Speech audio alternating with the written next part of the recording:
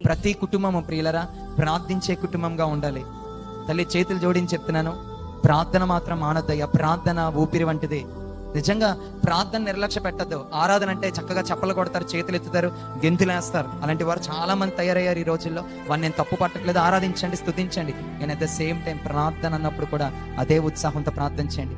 ప్రార్థన చేయనివాడు అపవాది. పాట పాడనిస్తాడు, కానుకలను ఇవ్వనిస్తాడు, మందిరానికి రానిస్తాడు, స్వార్థ చెప్పనిస్తాడు. కానీ ప్రార్థన అనగానే చాలా మందికి ఏమొస్తుందో తెలుసా?